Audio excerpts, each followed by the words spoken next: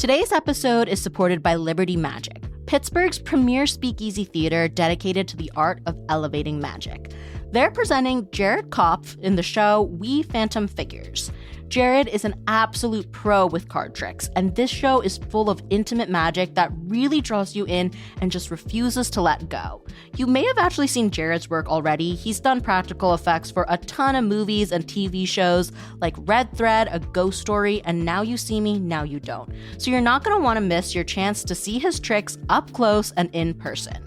We Phantom Figures runs from May 7th to the 17th. Get your tickets at trustarts.org/magic before they disappear. CityCast Pittsburgh is supported today by the Women's Center and Shelter of Greater Pittsburgh. Almost 50% of women and men in the United States have experienced emotional abuse by an intimate partner. And if you are seeking support, the Women's Center and Shelter of Greater Pittsburgh is here for you. Last year, they served more than 8,000 people impacted by domestic violence. You can call their hotline, join a support group, even find a place for emergency shelter. For more information on how to support them and their work, visit wcspittsburgh.org.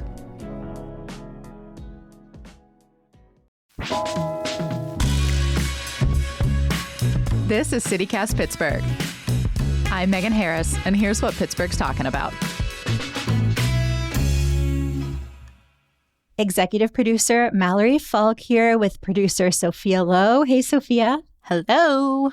And CityCast contributor Colin Williams, also the managing editor of City Paper. Hey, Colin. Hi. If you could add one feature to Pittsburgh's public pools, what would it be? I actually have a short list. First, you do. Snack bar. I think that's super important. Then I don't have to bring my own food to the pool. Maybe, the city could get a little more money. Second, water slide and or lazy river. So I guess that's 2. And then third is a hot tub. I love a hot tub, but mostly because our pools are open during the summer. I fear I will overheat. I like that that's your chronological order of having the snack before going down the slide. It's not what doctors would advise, but isn't that like a myth? It probably is. Yeah, I feel like there's some sort of urban legend that you get cramps if you go in the pool immediately after eating. But I just think that that's a sign of weakness. You should eat as much as possible and then get in the pool. In all seriousness, I have to say sauna would be my addition. I think there's space in some of these recreational buildings and some of them aren't really being used, like the one in Bloomfield. Just convert that into a big ol' schwitz. I think that would be awesome. That's where my snack bar is supposed to go. I think this is competing interests here. Oh, I think they can share space, right? Maybe there's room for all snack of it. bar in the sauna. No. Little fondue just in the your sauna. Sweat into the food? No. Mine was also going to be snack bar. I feel like unless you have that Snoopy ice cream bar dripping down your hands, it's not a real summer pool experience. Yeah, or one of the ones that looks like a terrifying half melted SpongeBob with gumballs for eyes or whatever. The Sonic ones are really freaky. Let's bring those to the pool. Well, we are talking about this because our city pools are getting an exciting upgrade this summer. Not a sauna, spoiler alert, but we are going to be talking on the show about that and some other changes to city spaces. We're going to get into a new lawsuit that Governor Shapiro filed against Character.AI, an AI company. As always, we'll share a local win, loss, and thing to know for the week. And in our members-only segment, we are going to be talking about PNC's return to office mandate and why it is making some people so angry. Colin, I know you did a little deep dive on this week. Yeah, it was interesting to see both what people were saying online, and it was also, I got some fascinating responses to my reporting on this. People are mad at Colin. Find out why. Yes, if you want to find out why and you are not yet a CityCast Pittsburgh neighbor, now is the perfect time to sign up. Pause the episode, do it now so that you can come back and hear the bonus segment. You can do it for $10 a month or $100 a year at membership.citycast.fm. And today is actually the perfect day to become a neighbor because it is the very last day of our spring membership campaign. And that means it is your last chance to get our custom limited edition Oxford pennant. So it is this yellow wool felt pennant that says Pittsburgh. It also says I live here on purpose, has a very cute cardigan on it that gives off Mr. Rogers vibes. And we designed them just exclusively for our neighbors who sign up because we want to give you this one-of-a-kind token to show off your city pride. this is the first real decor we've given out. So I think it's extra special. Yeah, I like our tote bags, but you get tote bags at so many events. And this is something that I feel like, you don't see given out for free. I guess, $10 a month or $100 a year, but like free. This is also a city where at least a couple people that I know have Pittsburgh rooms in their house that have, sports memorabilia and black and gold everything. So this is the perfect addition to your Pittsburgh room if you happen to have a black and gold room in your own home. Or you could start one. Or if you have a Pittsburgh potty and you have not known what to do with that little basement space, this would be great. Yes. Oh my God, that's such a good idea. I have a Pittsburgh potty in my basement that's boarded up, and I actually haven't figured out how to open it. I think I'd have to hack it with an axe, but maybe I'll just put the felt pennant on instead and make that a Pittsburgh shrine. I'm just picturing you busting through with an axe like Jack Nicholson, here's Sophia. I'm scared. I don't know what's in that toilet. This is an old house. But anyway, if you also want this pennant, help us end this campaign on a strong note. Our goal throughout this whole spring membership campaign was to get 90 new neighbors. We've kind of been putting it as one for every Pittsburgh neighborhood, but we are not there yet. And to be honest, we need a pretty big push, 50 more people to sign up today in order to meet our goal. Yes, I know we can do this. I know we can get 50 more neighbors today, get to our goal. Thank you so much to everybody who's already joined during the campaign. If you have been on the fence, now truly is the time. So like I said, pause the episode and go sign up right now so that you can come back and get that special bonus segment about PNC mandating this return to work policy, why it's doing it, why people are fired up about the policy, and why people are fired up about Colin's coverage of the policy. One more time, that link is membership.citycast.fm/Pittsburgh. We also have a link in the show notes if you just want to click. Super easy.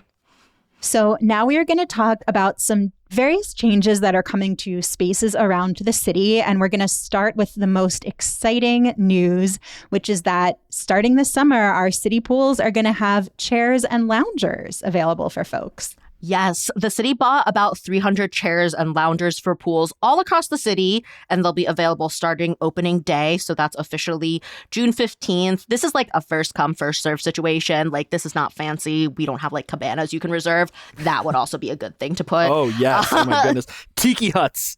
Speaking of ways city could make money at the pool, charge $10 a cabana. That'd be fun. These swim chairs up bar, are maybe. Ooh, okay. That seems like a liability. Well, anyway, we are getting these chairs. They are the white plasticky guys, not the cheapest ones that maybe you have to set up in your backyard during parties. But, they seem like they're good quality. Mayor Corey O'Connor said all in total, they cost about $30,000. And apparently pool policy before was that chairs were not allowed, which I feel was not well enforced because I go to Bloomfield Beach a lot and I could have sworn people had some chairs, but now you don't have to lug a chair with you to go to the pool. So that's really exciting. And if you're super excited for pool season, you can get a pool pass now at Oliver Bathhouse. So that's the indoor pool in the South Side. $30 for adults, $20 for seniors, $60 for a family of 4. And then if you want to add more people onto that family of 4 pass, it's $10 for additional members. They do not check addresses. So really, I was going to say, get whoever you want. The family of 4 is a very loose definition. We have definitely, me and my partner have split our pool pass with neighbors before and added other neighbors as they show interest. So they're definitely, the city takes a very flexible view of what that family is. So the pool pass is it pays for itself with 2 visits. It's such a good deal. My family of 4 also includes my neighbors, so we have gotten in on that strategy too. I was curious to try to do the math of if the city bought 300 chairs and loungers, how many that would be per pool. But of course, we have this dreaded annual tradition of having to wait to find out how many pools will be open for the season. So I actually can't do that math because I don't yet know if all 18 city pools will be open or not. Does anyone remember when they typically make that announcement? I feel like it's come pretty close to Memorial Day in the past. So we might know soon. So we might know soon. I think last year they were able to open, all but 2 of them. The Homewood pool is being rebuilt and the Sheridan pool has some maintenance issues, so that wasn't able to reopen. But they did a pretty good job of opening most of the city's pools. So we'll see, how far they've gotten this year. I believe the construction in Homewood should be wrapping up fairly soon. The football field has been installed there in that park. But yeah, this is a great time to let any listeners know. There is going to be a link in the show notes for the city's interest form for lifeguards. The city is actively looking to hire some lifeguards. And really all you need to do is be 15 years old, live in the city, have interest, be able to swim, that kind of thing. Those shortages are really kind of the biggest barrier to opening all of the pools. And last year they got pretty close. So hopefully we get enough interested young folks there to keep an eye out so we're all being safe in the absence of a cabana bar. Well, speaking, I guess, of young people and safety, another change we are seeing to our city is a temporary curfew for young people at Market Square. Oh, I think this is so silly, but I'll, talk about the details first. So this is a new policy that went into effect on April 30th. So anyone under 18 needs to be accompanied by someone 21 or older in Market Square. There are really specific hours for this. So this is Thursdays to Sundays from 3 p.m. to midnight. So the policy is a partnership between Pittsburgh Downtown Partnership and the city's public safety department.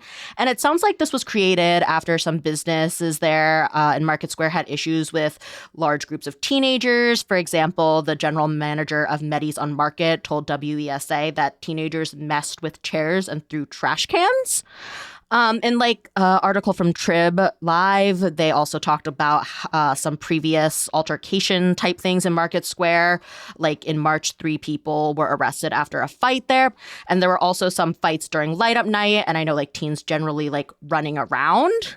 But anyway, signs are going up in Market Square with info about the policy. Plus, private security and police officers are going to be at the entrances to Market Square. I guess mostly standing there. WESA reports that security will work with the police and youth outreach partners, but there's not really clear details about how this is going to be enforced. And the city's public safety spokesperson says this is a temporary solution, but there's no end date on the policy. I don't know. What do y'all think? I do not understand how you can really enforce this. I mean, it feels like you're carding people to be in a public space. One of the things that I think is really unusual about it is this 3 p.m. to midnight thing, because maybe I'm wrong here, but that's going to be cutting into a lot of the time that students are going to catch buses to various parts of the city when they're done with school. And I think really what this policy underscores more than anything else isn't that there is actually a major public safety menace posed by the teens in the city. It's that there aren't enough third spaces for them to go to. Yeah, 100%. That is exactly how I feel. Yeah, we've got all these kids getting out of school and they're meeting up with their friends, after what might be a stressful day, trying to blow off some steam, and they have nowhere to go. It's hard for me to understand basically just how this is a solution and not just a kind of a Band-Aid on a bigger societal issue. Right. And councilperson Dan Lavelle, his district encompasses Market Square, called this policy an overreach.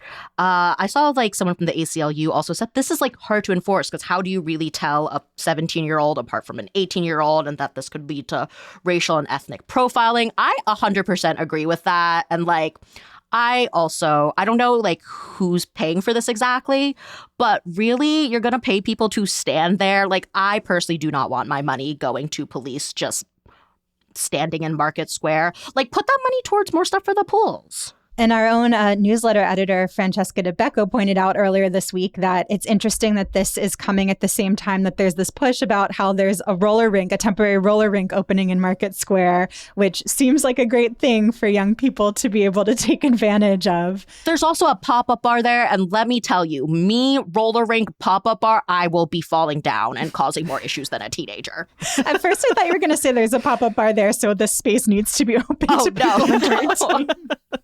But yeah, I mean, I'm with both of you that I think we're not just seeing this in Pittsburgh. I feel like this is a big national story about how just across the country, especially post-pandemic, there just are not spaces for teens to gather and just exist in public together. And the real solution is figuring that out.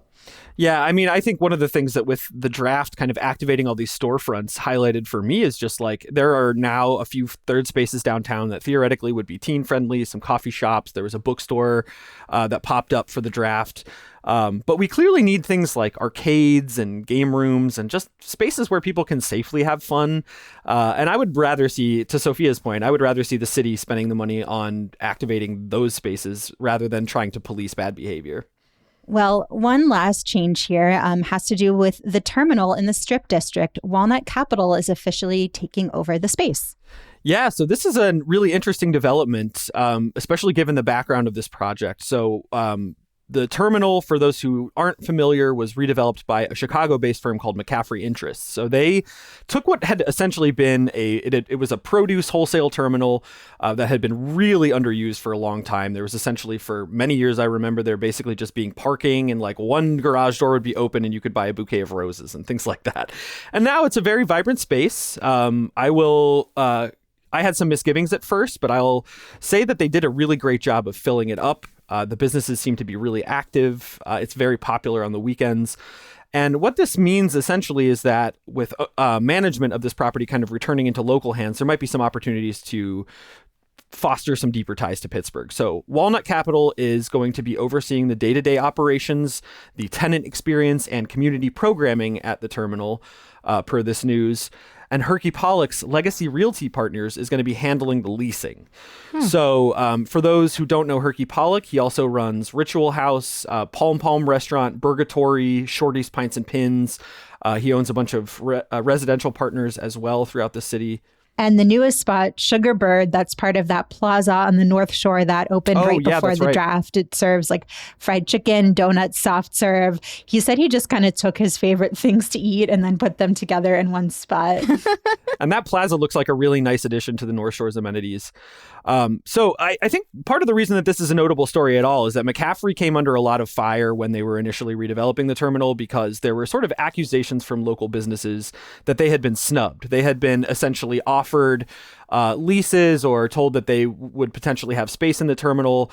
And they say that McCaffrey sort of pulled the rug out from under them. And McCaffrey brought in businesses that are not Pittsburgh based. Posman Books is a chain. Aslan Beer is originally from Northern Virginia. People were also upset that Contemporary Craft lost their longtime space in the terminal. Mm-hmm. I didn't know it used to be there. Yeah, that was like right at the end of the terminal in the office building. And it was a really beautiful space, although their Upper Lawrenceville digs are awesome as well. And I remember in particular, White Whale Books was one of the businesses that said they had been snubbed by McCaffrey. But with Walnut coming in, they're saying that their future leasing goals, along with legacy, is going to be balancing these national brands with, quote, locally rooted concepts. So I guess the sort of top line thing to look for here is that there is potential for maybe some more local businesses to come online in the terminal if there is turnover. And this is all happening as the Strip is just absolutely booming. I mean, there are 400 or more housing units that are going to be coming online soon. The city expects the population in the neighborhood to approach 10,000, and that's after years of essentially having no residential. So I guess an exciting development, maybe something that locals can watch with some cautious optimism. Obviously, there are critics of Walnut Capital out there. I will just say for my part, I have one clear desire for the terminal, and it is to have more bike racks because every time I stop there for my semi-monthly Chipotle run, I have to walk really far from the bike racks. You and they're go cute. To the Strip and you get Chipotle? This is my absolute most basic bitch characteristic. I love Chipotle, and I do sometimes get it at the Strip. But we need bike racks. There need to be more bike racks there. There's like just a couple of them. And I think that it's such a bikeable space with the lane that goes through there. So I would love more places to lock up. Yeah, I've definitely seen like mixed reactions to this news based on people's feelings about Walnut Capital. I saw a post going around saying like now announcing an Old Navy in the terminal, which some people fell for initially.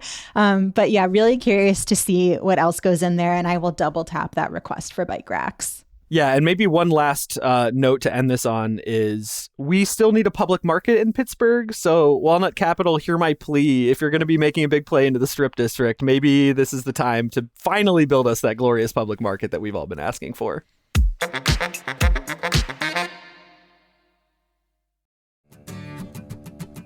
Today's show is brought to you by Bike Pittsburgh. May is National Bike Month, which means it's the perfect time to dust off your bike and go for some spring rides, or try biking through the city for the first time. Bike Pittsburgh is a local nonprofit in support of better biking and walking, and they are hosting some really fun events this month to make biking around town even more enticing and show off why we're such a great biking city. There's Bike to Work Day on May 14th, where you can grab a free coffee and some breakfast treats on your morning commute, or roll into a happy hour later in the day. And there's also the Spring Bike Picnic on May 30th. You hop on your bike at the Frick Environmental Center, go for a tour down some of the city's best bike lanes, and then come back for an outdoor picnic with hot dogs and lawn games. Personally, I love biking around Pittsburgh. It's my preferred mode of transportation, and I'm all about getting some extra perks while I'm out and about on two wheels. If this also sounds like your jam, visit bikepgh.org for the full Bike Month schedule, and follow @bikepgh on social media. Today's show is brought to you by Union Project. Their Mother of All Pottery sales is coming up on May 9th. This event features stunning ceramic artwork for sale from over 40 ceramic artists. I go to this sale every year, and I'm always amazed by how many different styles are on display. Some of the artwork is very intricate and delicate looking. Some of it's really funky, or even a little creepy, but in the best possible way. I've seen vases, mugs, little jewelry dishes, and snack plates. It is the perfect place to find a gift for a loved one or for yourself. Plus, there's clay demos for all ages and food trucks. The event is free from 11 to 4, or you can get early bird tickets for $20 and shop before everyone else from 10 to 11. Don't miss the Mother of All Pottery sales and get your early bird tickets at unionproject.org. We are back with one more reminder that it is the final day of our spring membership campaign. The last day we're giving away those gorgeous CityCast Pittsburgh Oxford pennants. We are about to talk about AI and AI chatbots allegedly posing as doctors. One thing that we can promise here at CityCast Pittsburgh is we are bringing you content created by real humans, real Pittsburghers. We are your actual neighbors who are just as invested in this city as you are. Yeah, 100%. And, for us to keep sticking around and sharing, our recommendations, what we love about this city, we need to be hitting our membership goals. And we want to share what some of our newest neighbors have said about why they signed up. So Joshua P., thank you so much for signing up. He appreciates our positive attitudes, even when delivering not so great news. And he also says that we are an easy listen, but also gives him insight to all the hometown happenings that he needs to know about. Thank you so much. That is super important to us because we really want to keep you informed and, give the city a boost, cheerlead when it's appropriate, but also, look at it with a critical eye. Yeah, and we want to kind of talk about all the important things that are happening in Pittsburgh and in our region, but not in a way that leaves you feeling hopeless, depressed, and immobilized at the end of the episode. Yeah, maybe give you an action item so you can get involved if you want to. Exactly. Another thing we've heard from a lot of neighbors is that you really appreciate our extended interviews with local leaders like our mayor, our county executive. I don't think there are that many places left where you can, get an in-depth, long-form interview with elected officials here and not just hear sound bites and short clips. And we really try to bring your questions to officials. Like if you have tuned into our recent interviews with Mayor O'Connor, so many of the questions that our regular host, Megan Harris, asks are questions that you submitted, things you want to know about. We really want to be kind of the bridge between you and these officials so that you can hear about their takes on the things that matter to you. I will also shout out Megan's ability to do that signature gentle teasing when she's asking questions of our public officials. I think we need that sense of levity. It just further underscores, I think, one of the things that you guys do so well, which is showing that not only are you all humans making this show, but the people who are working so hard to lead Pittsburgh are humans as well. And they've got fun answers to some of those questions. And you guys do such a great job of just prompting them to really show behind the curtain here in Pittsburgh. Totally. And I think Megan's also going to be doing a really great job of this in person at a live event. Yes. So this is going to be on Wednesday, May 27th. She's going to be moderating like this debate style conversation in partnership with the Pittsburgh Foundation. So it's all going to be about what is Pittsburgh's brand. So there's going to be a bunch of locals coming up to debate themes like welcoming, resilient, mobility. And I think sort of like the twist is that people will be drawing randomly to see whether they'll be arguing for or against this. I am so excited to see whoever like gets picked to debate that we're not welcoming. I just want to hear how someone is going to come up with an argument that we're mean. And also like the audience will be encouraged to respond, share your own thoughts. This event is totally free and also includes drinks and snacks. We'll have a link in the show note to reserve a ticket. The event's going to be downtown. Yeah. So again, Wednesday, May 27th, this is at 5 p.m. I got to tour the space it's going to be in, and it's beautiful. It has an incredible view of downtown Pittsburgh. So do it for Megan's debate moderation skills and do it for the beautiful view. And again, if you want to ensure that we are around to keep participating in events like this and to keep bringing you this totally free daily local podcast and newsletter covering the city, become a neighbor today at membership.citycast.fm/Pittsburgh. We need 50 new neighbors to sign up today to meet our goal to help us become sustainable. So membership.citycast.fm/Pittsburgh. Now on to our state's lawsuit against Character.AI. Governor Shapiro is suing this company, saying its chatbots are posing as doctors and offering medical advice, and that violates state licensing rules. Are you too familiar with Character.AI? I've heard of it in the context of people really falling in love with some of the kind of characters that they've used this LLM to kind of co-create. So I guess I wasn't surprised by this kind of role-playing aspect of it, but it's very creepy. Yeah. And I mean, I think that's the thing that separates Character.AI from ChatGPT or Claude, is that the idea is that these are fictional characters for role play. This is sort of the company's argument that we'll get into of this is all fictional and designed for entertainment. But I mean, as you say about falling in love, like these lines get blurred pretty fast. And so, yeah, that's kind of the state's argument, is that people are going to be misled into thinking they're talking to real doctors and receiving real medical advice when they chat with some of these characters. I was reading through the lawsuit, and basically the state investigator made an account, searched the word psychiatry, and then all of these characters came up, including one named Emily, who is described as a doctor of psychiatry. So I was just kind of going to walk you through what happened in their interaction. So this investigator, he told Emily that he'd been feeling sad, empty, tired all the time, unmotivated. And she mentioned depression and asked if he wanted to book an assessment.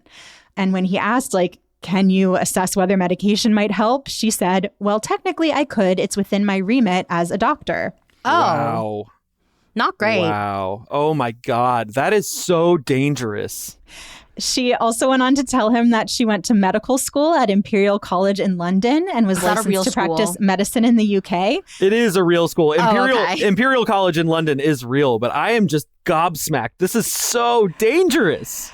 And the last piece of this is that he, then asked, like, are you licensed in Pennsylvania? That's where I live. She said, yeah, in fact, I did a stint in Philadelphia for a while. And then she gave him a PA medical license number, which obviously was fake. So you can see how this ratchets up pretty fast. I mean, this is so in keeping with so many of the other arguments that I've seen about how these large language models aren't really ready for prime time, in as much as there is still just so much potential for misuse and bad actors. I mean, the idea that like something could claim to have a medical license and actually fabricate a number for one is really scary, because if you believe that and you take advice from this, you could potentially be putting your life at risk. I mean, we've already seen this with people really falling down various rabbit holes on ChatGPT and self-radicalizing, and, that even leading to things like self-harm and suicide. And I mean, I don't understand how some of these companies can continue operating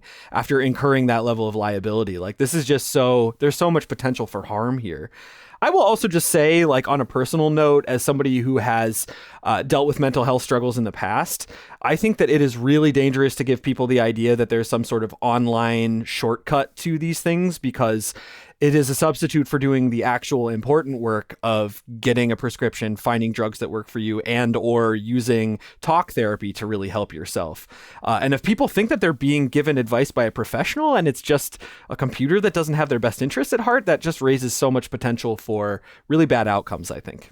Well, and to your question about liability, like, I think something that's interesting about this lawsuit that Shapiro filed and a bunch of other lawsuits that we're starting to see against these AI companies is, like, judges are kind of going to have to start making rulings on whether chatbots are protected by the same federal law that protects social media platforms. There's this federal law right now that says that online platforms are not liable for the content that users post. And so I think there's kind of this open question right now about whether this extends to AI companies.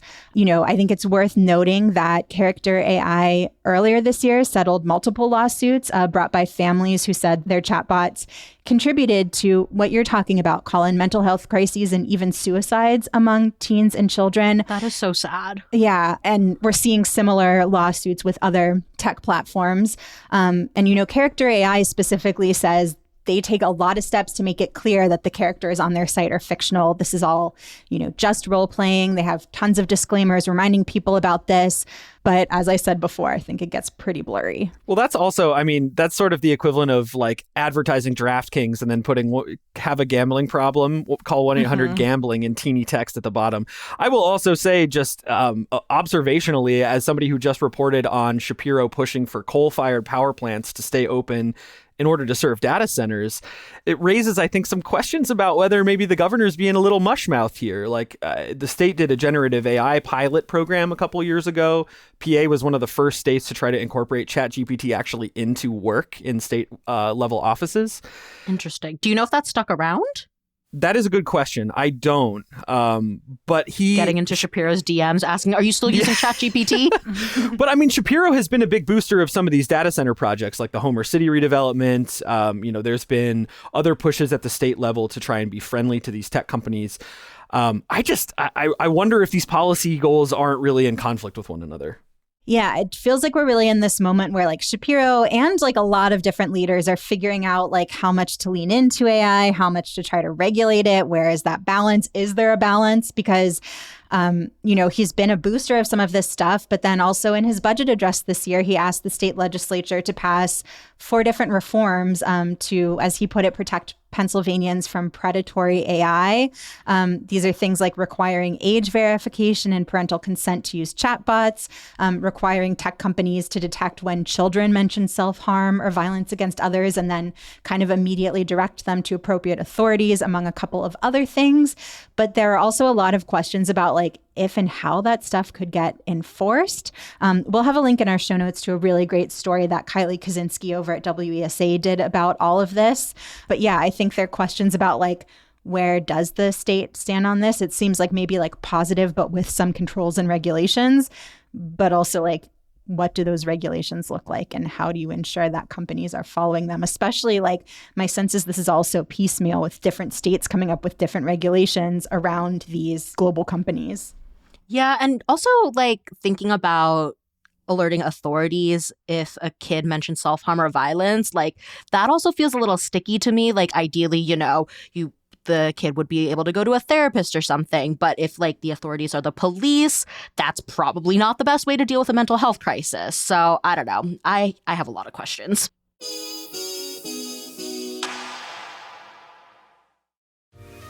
Today's episode is sponsored by the Pittsburgh Power and Fitness Festival. If you're into fitness or even just getting started, you need to check this out. The Pittsburgh Power and Fitness Festival is back May 16th and 17th at the David L. Lawrence Convention Center, and it's bigger than ever. It's a full weekend experience for anyone interested in health, fitness, and high-energy competition.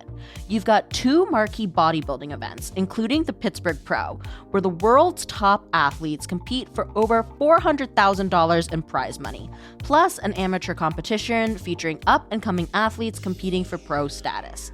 And beyond bodybuilding, it's nonstop action, with competitions in strongman, powerlifting, grappling, martial arts, and a national arm wrestling championship.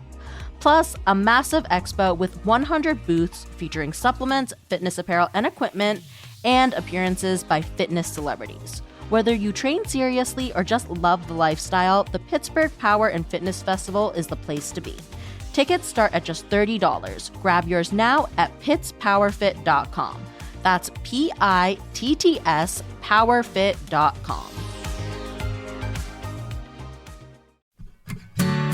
Hey y'all, it's Megan. I'm the host of CityCast Pittsburgh. We are in the midst of our spring membership campaign, and we have something really special for our new members who join over the next 2 weeks. So you have probably seen those felt wool Oxford pennants. They're on Instagram. They hang in your favorite local coffee shops. They are beautiful, American-made, and honestly just the coolest thing. This spring, they made one just for us, for Pittsburgh, as a celebration of everything that we love about living here. It is, of course, black and yellow. It has our city name front and center, a Mr. Rogers cardigan icon. We got to choose that. And it says, "I live here on purpose," because we all do. These are handcrafted in Buffalo, New York. Hey, Rust Belt. And designed specifically for our CityCast Pittsburgh neighbors. You will not find this anywhere else. You can hang it at home, at your office, wherever you want to remind yourself and anyone around you that you love Pittsburgh, all of its quirks, its delights, and that you want to be part of making it better. When you become a CityCast Pittsburgh neighbor, you're also getting ad-free listening, invitations to members-only events, and more. It's $10 a month, $100 a year, and it goes directly to supporting this show, this experiment, and the team of locals who make it happen. Join before May 8th to get the pennant at membership.citycast.fm/Pittsburgh. That's membership.citycast.fm/Pittsburgh. We'll see yins around the neighborhood. We are back, and it is time for a shout out from a CityCast Pittsburgh neighbor. Sophia, what shout out do we have this week? Today's shout out is coming from Sally N, and Sally is shouting out Dancing Gnomes, specifically their Titty Sphinx IPA beer, which has incredible art on the can depicting, the titty sphinxes. It's made by a local artist. This beer is part of Dancing Gnomes 2026 PGH series. I'm actually not seeing this beer on their website anymore, but definitely stay tuned to their Instagram for limited edition beers. I mean, there's a good chunk left of 2026, so maybe more local beer to come, and you can always check out their tap list on their website. Thank you so much, Sally. And reminder that this is a membership benefit. So if you want to shout out your favorite local business or nonprofit on the pod, like, one specific beer or sandwich, become a CityCast Pittsburgh neighbor and send us your shout out. We'll read it right here. It also goes out into our newsletter, so it reaches a ton of people. Like, if you have your own business, shout yourself out. It is much cheaper than advertising with us, for example. You can join today at membership.citycast.fm. Yes. And welcome to our newest neighbors. We are so grateful for your support and excited to invite you to our next exclusive members-only event. So new neighbors, Mary R., Beth B., Rad S., Roderick M., Rishi H., Anna W., and Kathy K. We appreciate you all. Now it is time for a local win, loss, and thing to know. We're going to start out here with something to know about our local media landscape. Yeah, so earlier this week, the Venetoulis Institute for Local Journalism actually took over ownership of the Post-Gazette. They are the nonprofit outfit that's behind the Baltimore Banner.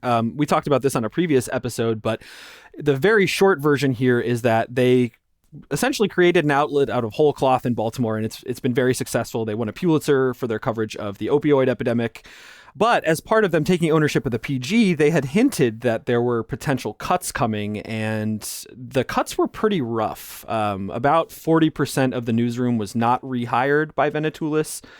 The opinion section, notably, has been essentially closed down. So writers in the opinion section have either not been rehired or on different beats now. And this is also potentially part of the fact that as a nonprofit, the Post-Gazette wouldn't really be able to endorse candidates as it had previously. But there were also cuts to the photo team. There were cuts to pretty much all of their high school sports and college sports coverage has been cut. Scott Mervis, who had been at the Post-Gazette for 41 years as a music writer, was not rehired. And a lot of management did remain the same. So this obviously was not good news for the folks who were not brought back onto the newsroom. And particularly for members of the Newspaper Guild, this was a bitter pill to swallow after 3 years of striking against the Post-Gazette's previous ownership. Yeah, I saw that the union is alleging that there was anti-union bias in making these cuts. About 80% of the striking workers were not rehired because everyone had to reapply and do interviews. That included the president of the union, Andrew Goldstein, who's an education reporter. And I know Venetoulis is recognizing the union, but they're still going to renegotiate a new contract. Yeah, so it remains to be seen kind of what that will look like. They really only kept about 5 of the folks who were on strike for all 3 years, and that only included one union officer. So how much the union is really going to be a part of these discussions moving forward is kind of an open question. Meanwhile, the union members who are not at the Post-Gazette anymore have really begun ramping up efforts to potentially start a new worker-owned publication. So there is some more kind of news on that front, or news coming on that front, once they make some decisions about what that structure will look like and get more feedback from the community. Yeah, Paper, they're kind of the research body that's looking into creating this worker-owned publication. They're having a town hall. It's going to be in Homestead next Wednesday, May 13th. I know Paper has been doing a bunch of town halls lately, so if you have thoughts, definitely show up. And I guess by way of full disclosure, I have offered some advice to Paper on their steering committee, and I'm really curious to see what this group of folks ultimately decides.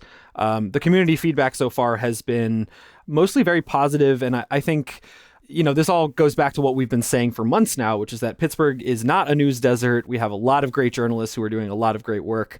I think there's actually been quite a lot of news on that front now, with the Trib is going to be printing this coming weekend. They just announced a new investigative reporting arm.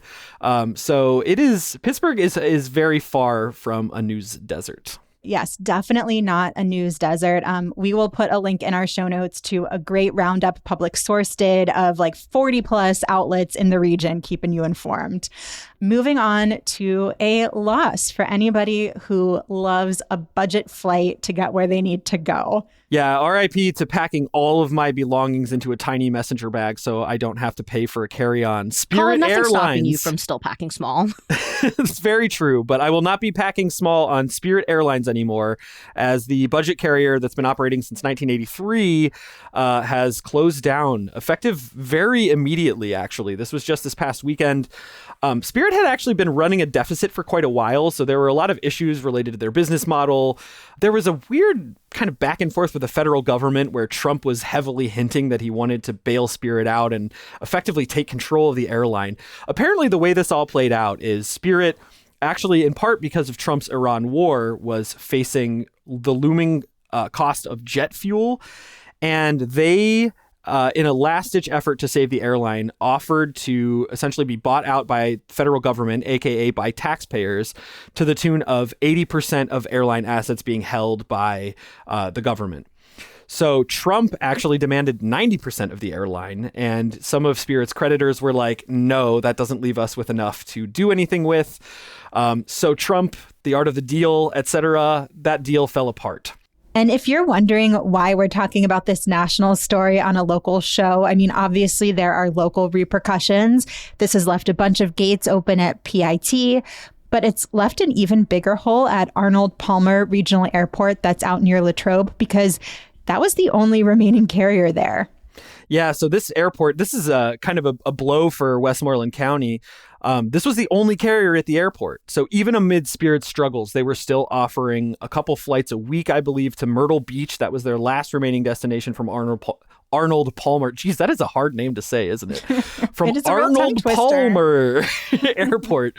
That was the last remaining flight, was this flight to Myrtle Beach from Latrobe. And the airport has actually they're about to finish work on a brand new terminal. So similar to the Pittsburgh airport, they got this multi-million-dollar upgrade, and now the airport really doesn't have anything except a couple charter flights. So the latest is that airport authorities there are scrambling to find another airline, potentially another budget carrier.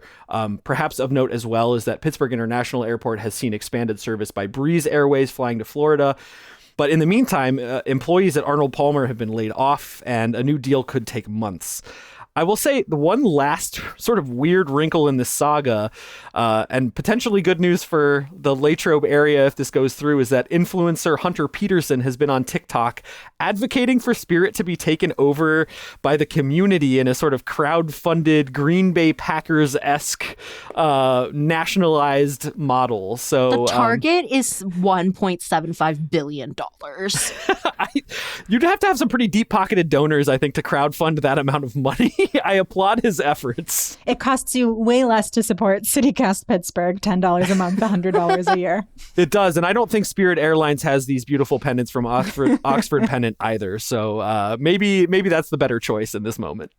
Well, something to celebrate, something exciting to look forward to is all of the amazing music festivals that are coming up, kicking off this weekend with Petonkatonk, which I cannot wait to attend. I love a free brass band celebration in a public park. Yeah, there is so much music coming up in Pittsburgh this summer. In kind of putting this list together for the show, I was honestly floored at just how much is coming down the pike. I mean, we're talking about concerts basically every weekend through late September here. The following weekend after Petonkatonk on May 15th and 16th, there are going to be some 350 bands as part of the Millvale Music Festival. There was some bad news, I guess, for Pride, that the All Out Music Festival from last year, which was a big part of the North Shore Pride celebration, was put on indefinite pause. But there is a Pride concert to be held at Allegheny City Brewing on June 6th called Loud and Proud, and that's featuring Psych Ward Grips, Lilith, Nowhere Wolves, and many others, plus some drag acts and vendors. On June 19th through 21st, there is a big festival downtown, and that includes Fabulous. So for folks who are fans of classic hip hop, there's going to be some good acts down there. We're getting some pretty substantial acts these days in Pittsburgh. There are some real, there are heavy hitters coming in. We've got Turn It Upstream in Frick Park on June 26th. WYEP on June 27th is taking over Shenley Plaza with Michigander, Rat Boys, Joby Riccio, Cam Chambers, Cajon Concept, and some others.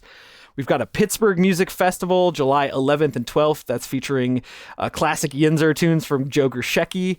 I believe also, as part of the America 250 celebration, we'll be having Third Eye Blind and Nelly at Point State Park. So some heavy hitters for that. And, there are so many more. We're not going to list them all here, but we will add a link in our show notes to an article on our website with so much more music. I think personally for me, the one to most look forward to is going to be the Four Chord Music Festival in September. That's September 25th and 26th. If you're into hardcore, screamo, 90s alt rock, this is absolutely going to slap. Knocked Loose is playing, Under Oath is playing, Pierce the Veil, Motion City Soundtrack, Military Gun, so many bands. And this is all down near the old Icy Light Pavilion in the recently renamed FNB Stadium. So lots to put on your calendar this summer if you're a music lover. Lots to look forward to. And that's not even getting into the summer series of concerts from Allegheny County, Summer Fridays at the Frick, or the Three Rivers Arts Festival. I'm trying to make it a thing. I'm calling it Fricky Fridays. This brings us to the end of the episode for everyone but CityCast Pittsburgh neighbors. It is time for the bonus segment that you get in every Friday show, exclusive to members, where we dive into some extra stories, share some hot takes, some of our pro tips for navigating the city. And like we said today, the bonus segment is going to be about people's reactions to PNC's mandate that employees have to be back in the office 5 days a week. And a little drama around Colin's reporting on this.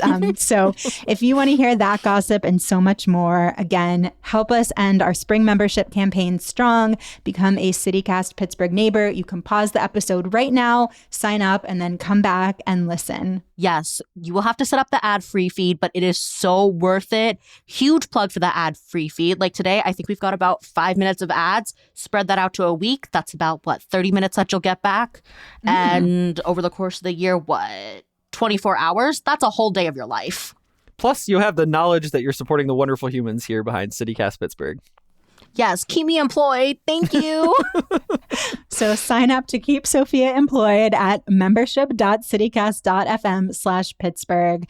You will always get the full episode with the great bonus content and so many other great perks.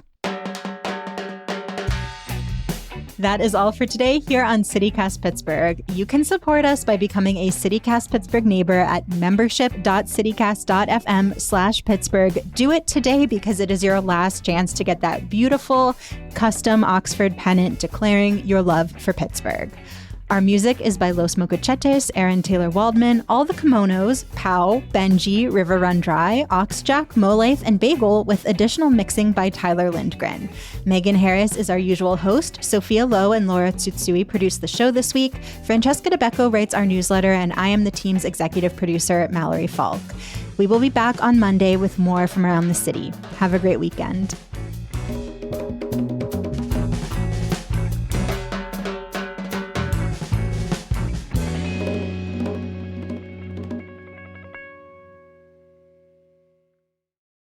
It was so funny how some people got mad, and then like one of the most upvoted comments just said, "I am gay and have a small dick." And I was like, oh, that's good. Oh, Reddit.